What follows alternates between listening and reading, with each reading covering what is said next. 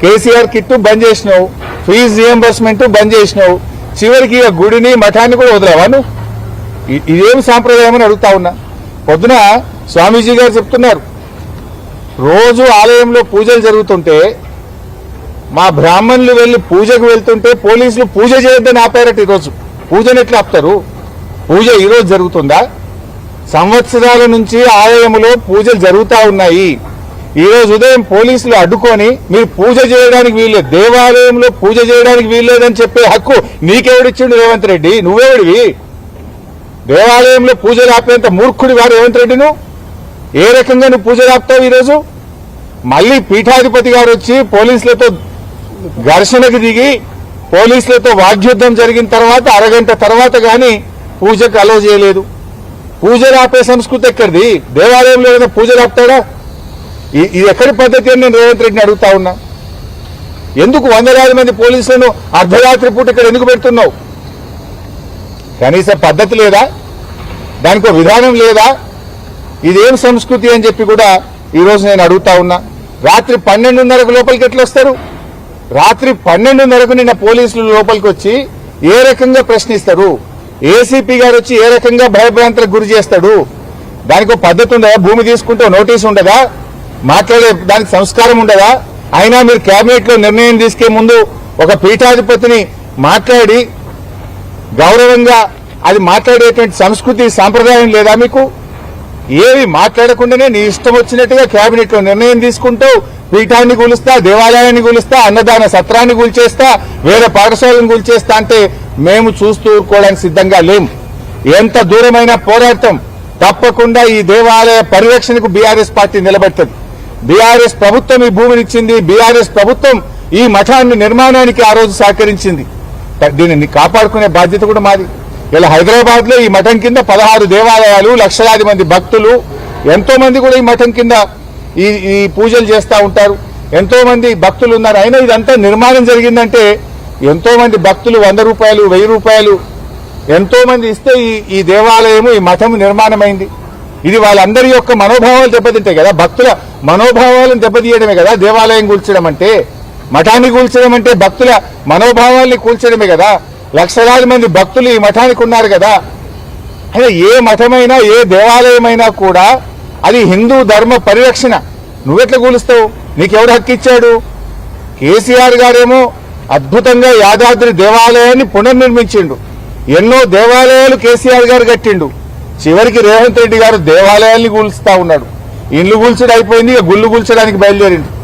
హైదరాబాద్ లో హైడ్రా పేరిట పేదల ఇండ్లు కూల్చినావు, నిన్న ఖమ్మంలో ఇల్లు కూల్చినావు, ఇప్పుడు ఇక హైదరాబాద్ నడిబొడ్డున దేవాలయాలు కూల్చడానికి పాల్పడుతున్నావా? ఇక ఇండ్లు అయిపోయినాయి, దేవాలయాల వంత వచ్చినాయి నీ పాలనలో. ఇదేనో నువ్వు చేసేది? ఈ దేవాలయ శంకుస్థాపనలో న్యాయమూర్తులు, హైకోర్టు ఉన్నత న్యాయస్థాన న్యాయమూర్తులు కూడా ఈ దేవాలయ ప్రారంభోత్సవంలో పాల్గొన్నారు. మరి ఆ న్యాయమూర్తులే సాక్ష్యం దీనికి. ఇక నువ్వు గుడి లేదనో ఇంకేదో చేయడం కాదు. అన్ని పత్రికల్లో, టీవీల్లో వార్తలు వచ్చినాయి, పత్రికల్లో వార్తలు ప్రచురించబడ్డాయి. న్యాయమూర్తుల సమక్షంలో పీఠాధిపతి గారి చేతుల మీదుగా ఇక్కడ ప్రతిష్టా కార్యక్రమం జరిగింది. నిత్య పూజా కార్యక్రమాలు జరుగుతూ ఉన్నాయి. ఇంత దుర్మార్గమైనటువంటి విధానాన్ని మానుకోవాలని, నిజంగా వాటర్ వర్క్స్ కు ఆ ల్యాండ్ అవసరం ఉంటే పక్కన నీ అల్లుడి భూమి, నీ అల్లుడికి అక్రమంగా కట్టబెట్టిన 17 ఎకరాల భూమి ఉంది, అక్కడ హెచ్ఎండబ్ల్యూఎస్ వాటర్ వర్క్స్ కట్టు. ఎందుకంటే ఇది 2019వ సంవత్సరంలో కేసీఆర్ గారు శారదా పీఠానికి 2 ఎకరాలు ఇచ్చారు. ఈ భూమి ఇచ్చి దాదాపు 7 సంవత్సరాలు దాటింది. ఈ 7 సంవత్సరాల్లో 1,05,00,000 పెట్టి రిజిస్ట్రేషన్, గవర్నమెంట్ కట్టి రిజిస్ట్రేషన్ చేసుకున్నారు. హెచ్ఎండిఏకి 23 లక్షల రూపాయలు కట్టి అనుమతులు తెచ్చుకున్నారు. విద్యుత్ కనెక్షన్ తీసుకున్నారు.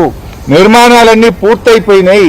ఇన్ని జరిగిన తర్వాత నువ్వు ఈ మఠాన్ని కూలుస్తామంటే, చూడండి, నువ్వు ఈ మఠాన్ని కూలుస్తామంటే ఎంతవరకు సబబు? ఏ రకంగా సబబు అవుతుందని నేను అడుగుతా ఉన్నా. ఇంత మంచిగా అమ్మవారికి రోజు పూజా కార్యక్రమాలు జరుగుతున్నాయి, నిర్మాణం జరిగిపోయింది. నువ్వు ఏది జరగనట్టుగా నువ్వు చిత్రీకరించి రాత్రికి రాత్రి కూల్చేసే ప్రయత్నం చేస్తే ఎవరు కూడా ఊరుకోవడానికి సిద్ధంగా లేరు. ఇది ఆ దేవాలయ ప్రతిష్టా కార్యక్రమం పెద్ద స్వామీజీ గారు చేశారు. న్యాయమూర్తులు కూడా అందరు ఇక్కడ మనం కనబడతా ఉన్నారు. ఇక్కడ వారందరి సమక్షంలో ఈ కార్యక్రమం జరిగింది. ఇంకోటి ల్యాండ్ లేక కాదు కదా, భూమి లేక కాదు కదా.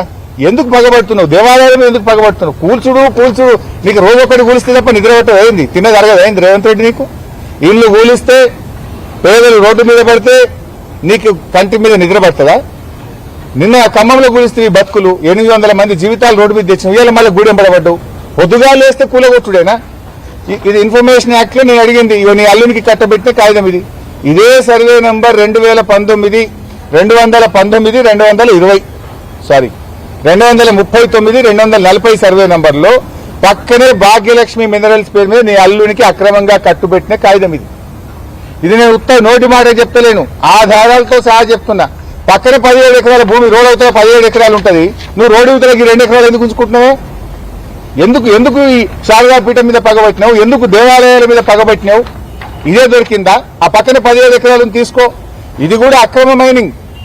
యాక్చువల్ గా హెచ్ఎండిఏ రూల్స్ కు విరుద్ధంగా నువ్వు ఓఆర్ఆర్ కు కిలోమీటర్ దూరంలో నీ అల్లునికి ఇంత పెద్ద గుట్టలు అప్పచెప్పి కోట్లాది రూపాయల ప్రజాధనం కొల్లగొడతా ఉన్నారు.